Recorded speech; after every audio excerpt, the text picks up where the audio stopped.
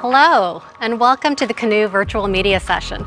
My name is Agnes Gomez-Koizumi, and I am the Vice President of Communications at Canoo. So today we have a really special treat for you. In fact, I'm so excited because we are going to be unveiling for the first time ever our pickup truck. And to present the vehicle, I would like to introduce our Executive Chairman, Tony Aquila. And he'll be joined by Brian Biniak from Connected Travel. Tony's got extensive experience creating and leading high-growth companies and public companies. He'll be joined by Brian Biniak, who is the CEO and founder of Connected Travel, which is a connected vehicle and application platform service company. It's the auto industry's first consumer application system to gamify the driving and riding experience. Please welcome Tony and Brian.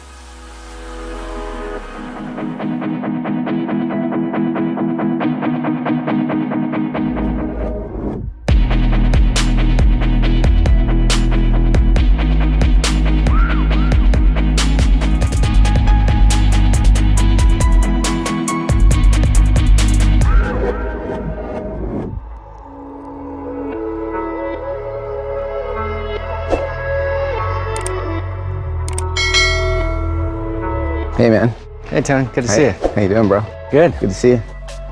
This is amazing. I didn't know what I was going to see today, but I can tell you I'm blown away. That was our dream, to make sure that we had a vehicle that brought a truck to the market that just really shocked people, just from the visual and then to the functional. It looks like there's just a ton of different things in here. Can you share with me what you got going on? Yeah, so this is designed for many different use cases. We designed from the inside out and then the outside in. This is for America. This is what built America anyways. We wanted to do something that was fully drive-by-wire, brake-by-wire, harmonized systems, and shed 35% of the parts. And in order to do that, you got to get rid of steering column, shock tower, struts. You got to change everything, right? So this is a pure design, and of course, you know, that's how you get so much cubic feet. This is the size of a small pickup and has the payload of a full size. We wanted to have a masculine look as well as a sleek and sexy design, and it be totally different on the utilization of space.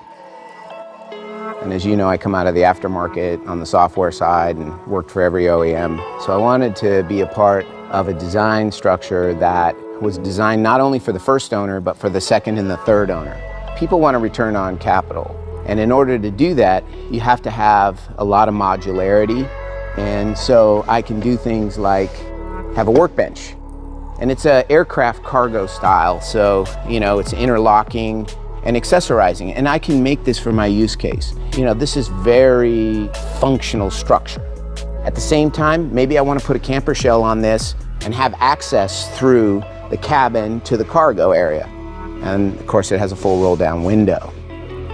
I see so many different unique consumer use cases in this vehicle, and you know, most of the time what I've seen in vehicles, they're built one thing, one size fits all. This seems like there's so many different types of business people or working people or consumers that could adapt what I see here to their own lives. Let me show you one use case that I think is pretty powerful. Let's say I'm a catastrophe insurance adjuster, or I'm a plumber or an electrician or whatever. My tools can go in here and my batteries are charging automatically because this is a power plant, right?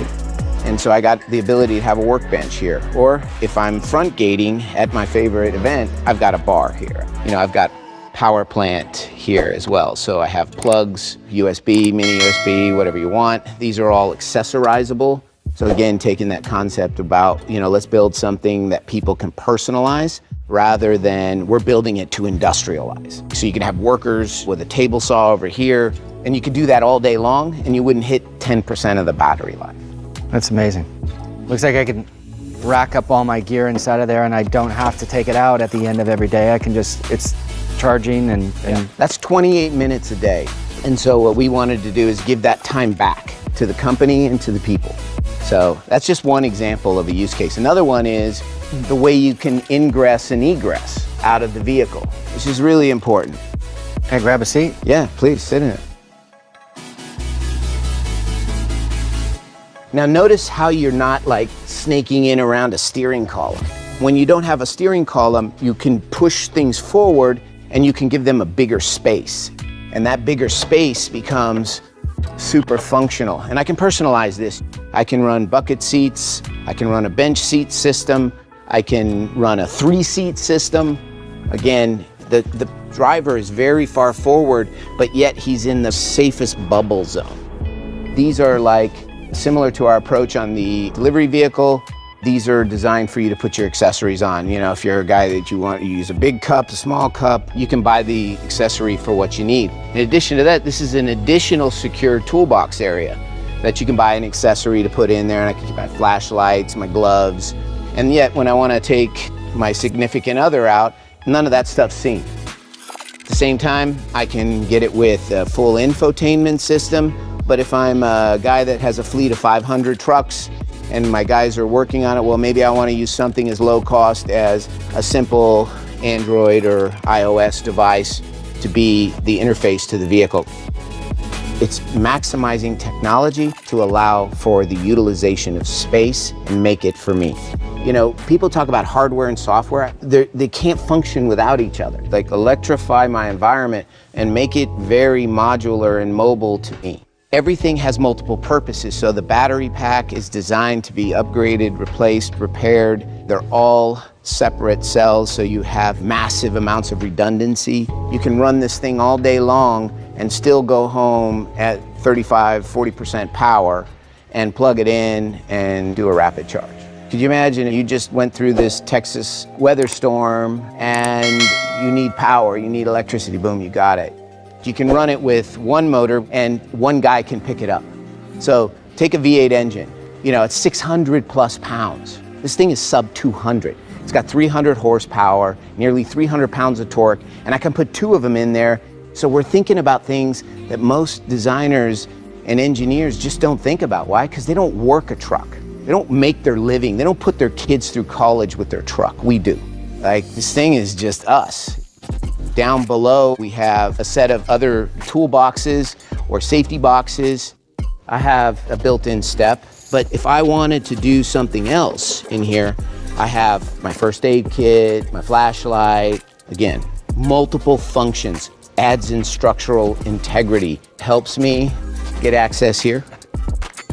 I just think about all the times I've had to put gear on top of my SUV and I'm always falling off and trying to, like, not kill myself doing it. This is amazing. Yeah, so we wanted something where you can gear up quick, you know, whatever you want to do, or if you want to put your equipment up here. And of course, because it's interlocking like this, you have the ability to put a ladder rack in here that could go across like this and be fastened. Again, this is just about thinking about how people use a truck. At the same time, you know, I want my wheel chocks because I like to dirt bike. And I want to be able to tie down easy. The gate design is very different here on this vehicle versus other vehicles because there's functionality purposes. My slat wall comes to life. I can keep my tools, you know, keep my water, my drinks, because otherwise you're going to drop these things on the ground. And of course, here's a way to get hurt. You know, and so just thinking about keeping people as safe and strong as possible. But let's just say I got to go pick up, you know, a sheet of plywood. Well, now I need an 8-foot bed, but I wanted a 6-foot bed price. And so what did we do? We have it so that you can take this and I now have an 8-foot bed. And then of course I want to go back down to a 6-foot bed, just put it away and off I go. You know, I'm back to work. You know, we put as much thought into this truck bed that most people put into an entire car. We want to be clear, when the working person sees this, they go, I can have a better quality of life with this vehicle, and I can get a return on capital. And every one of these areas is a space to create a return on capital, which is why we spend so much money to develop the most intelligent bed. And so what we want to do is be able to give you access to the data platform. I'm selling it to you, and I said, hey, look, take a look at the data. You pull down the data, it auto-calculates the wear and tear on everything, and it tells you, here's what you need to do if you want to get another 200,000 or 300,000 miles. And that dictates what you should pay. Because we should be able, with technology, right? We should be able to price it to the exact miles driven, and the way those miles were driven. At the same time, let's say I work it and I damage this is easy to replace. It's easy to repair. You got to build something for the second owner. Why? Because you actually then care about the first owner, because he's going to be able to sell it for what it's worth. You know, we spend a lot of time on things that most people would think silly, like the quality of the hinges. The worst thing I hate on second vehicles is sagging hinges. I hate that. You open that door and it doesn't feel solid, you know, it's going to hit the residual value. Hey, one of the things you shared that was impressive to me is that you've got this unbelievable range of features in the vehicle, and most of the time when people get a vehicle like that, the assumption is the cost of maintenance are going to go up.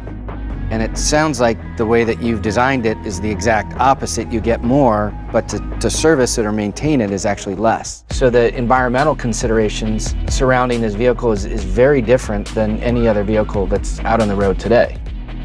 So what do you think?